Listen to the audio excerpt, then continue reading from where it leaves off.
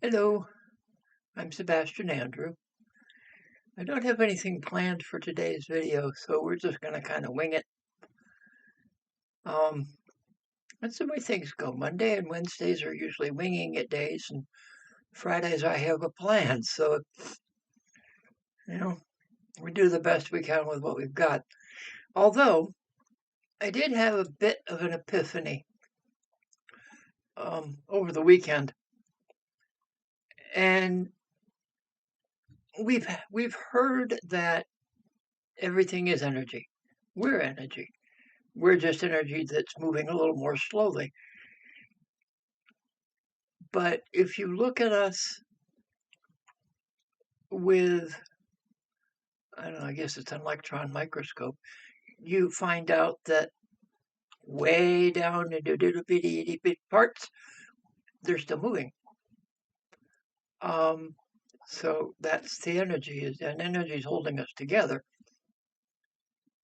But we're energy, our homes are energy, our vehicles are energy, and there's energy everywhere that you can collect and use in magic, and there's energy that you can collect in solar panels and wind spinners, and there's energy that comes into your house through the electrical lines.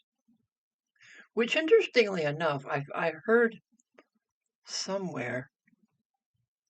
I don't know if it was a memory, if it was something I read somewhere, but electricity does not travel through the wire; it travels along it. I mean, if you think about it, in that little tiny space between the wire and the coating, between the whatever the wire is made of, usually copper, but in that little tiny space between those two substances, that's where the electricity is. It's not in the wire, it's alongside of it. It's like a train running on a railroad track. The train isn't in the track, it isn't part of the track, it travels along it. Same idea. So take that a step further, and the energy that we work with in our magic is,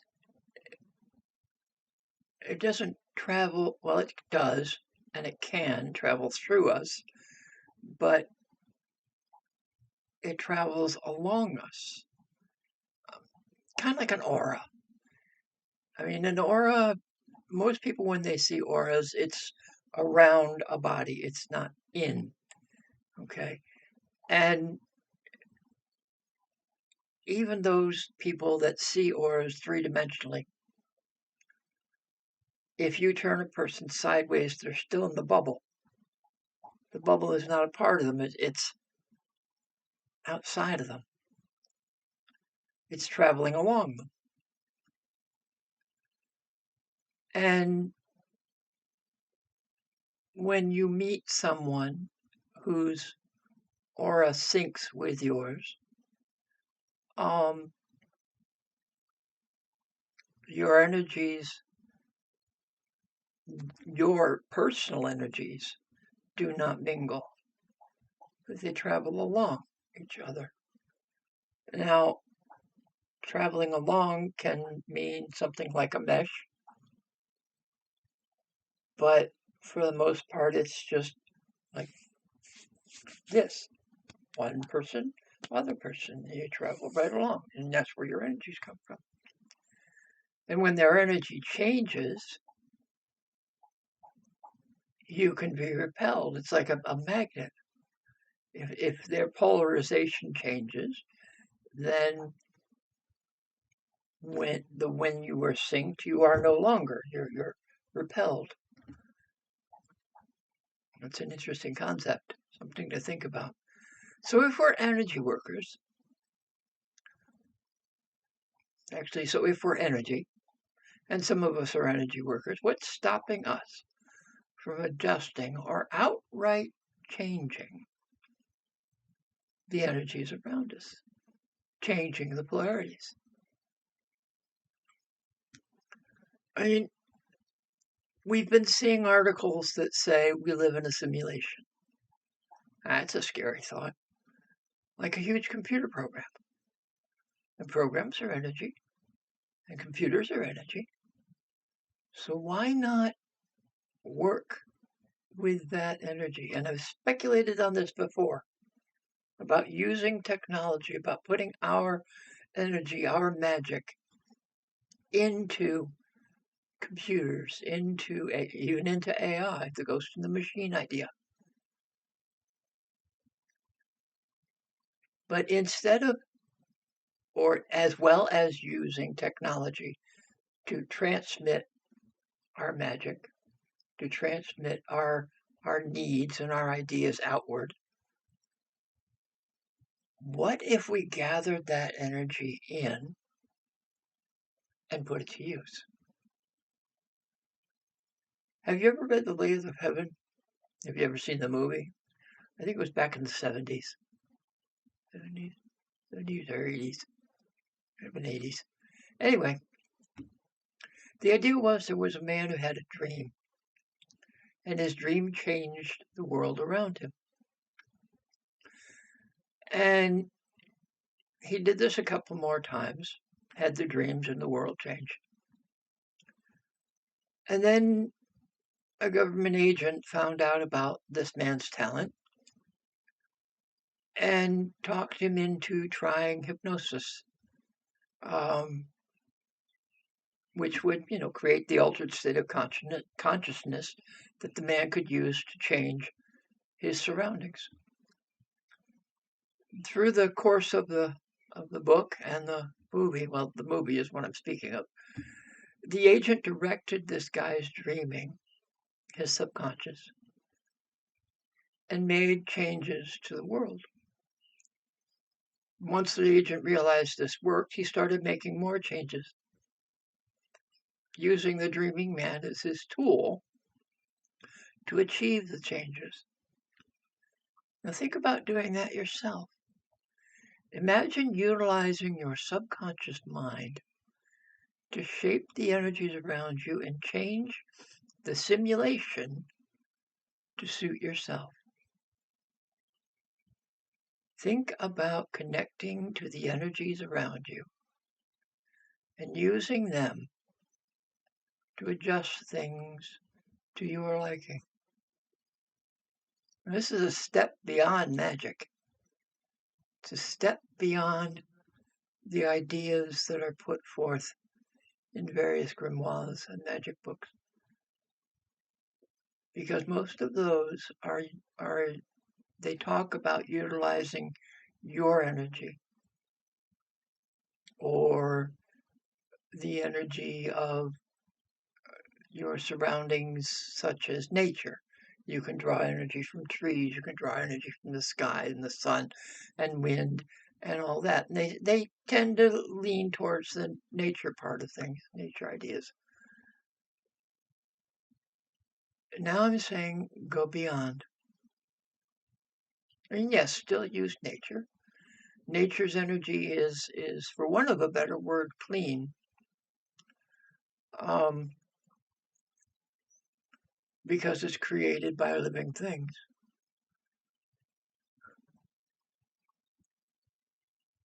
But there's all sorts of energy everywhere.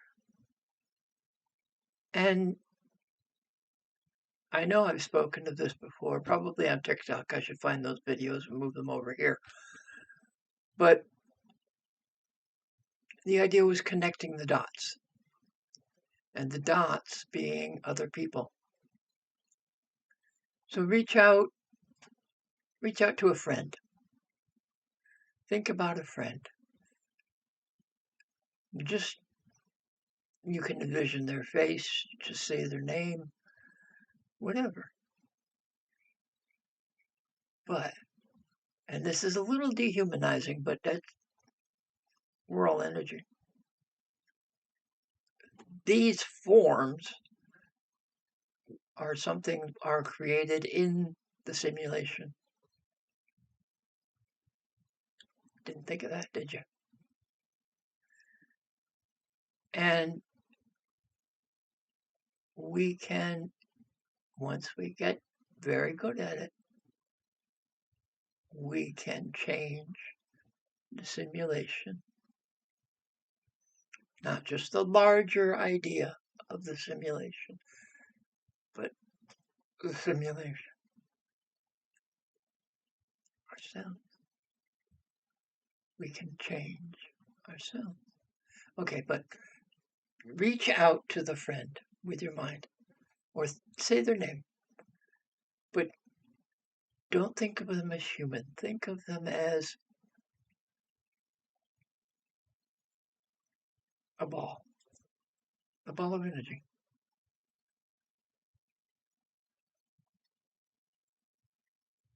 And by thinking of them, you connect to them.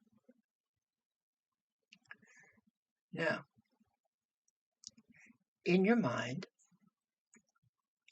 you can do a couple of things, depending on how good you are at concentrating and keeping multiple tabs open while you're working. But, okay, so you reach out and connect to a friend. And as you're drawing their energy into you to power whatever it is, whatever work it is you're working on, whatever the thing it is you're working on, you put into your sending that friend, or the energy that's going into that friend, will then reach out to all their friends, even ones you don't know. And all those dots get drawn back in. They get drawn into the friend, and then they get drawn into you. How many of you just realize that that's the idea where belief comes from? That's a whole nother road. And I'm going to comment on it right here. If someone believes in you, you become more powerful, don't you?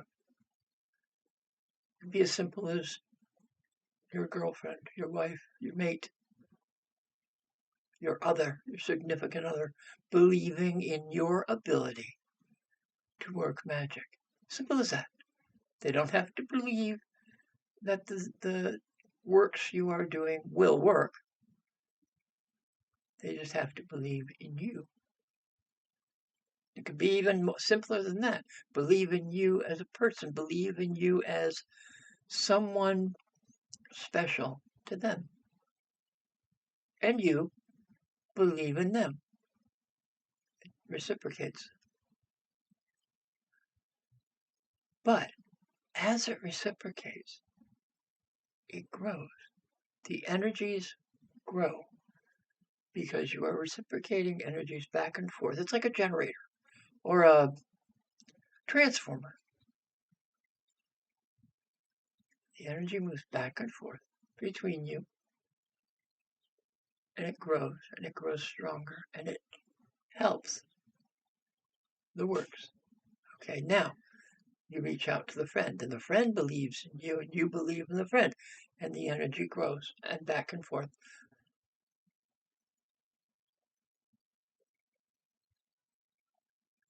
So anyway, connecting the dots. So you've reached out, you've connected with a friend, you've sent the idea that the energy goes out and collects energy from all their friends and draws it back to you. Now you have that energy. Now you reach out to another friend of yours. Now, even if those two of your friends don't know each other, if they do, that works a little bit better. But if they don't know each other, in your mind, connect them. Just a line, a simple line of energy. Before long, you have this whole web of energy reaching out with you in the center. Now, I'm going to make this a little harder. Reach into your past. People that have gone, people that have passed on. Think back to times of enjoyment, times of pleasure, times of camaraderie. Imagine that. And you draw the energy from the past to you. Kind of like the idea of working with the ancestors. It's not the same idea, I'm sure, because what I do is quite a bit different than what other gurus might suggest when working with your ancestors. But then I've got one more little nubbin to drop into this growing work of energy that you can work with. Imagine events that you have attended. Imagine a concert, perhaps, that you went to. And you went by yourself or went with some friends. Okay. Imagine all that energy. Imagine how elated you felt. Imagine how euphoric you felt listening to the music that you enjoy with this crowd of people. And they're all feeling the same way in one fashion or another. But you can gather all that energy and bring it to you now, to work with now.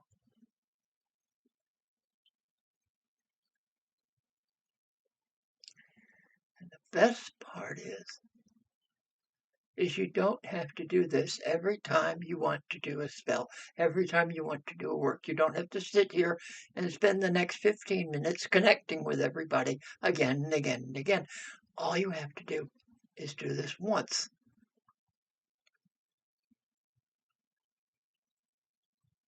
Then, each time you want to work with it, you say something along the lines of, I call up the energy I gathered before. If you're technical minded, think of it as a capacitor. All that energy keeps flowing into this magical capacitor, gathering energy. And then all you have to do is touch it once with your mind. And all that energy flows into you, around you, however you want to see it. You use it again and again and again to power spells, to seek out things that you wish to manifest, to adjust simulations around you. Imagine that. Imagine that.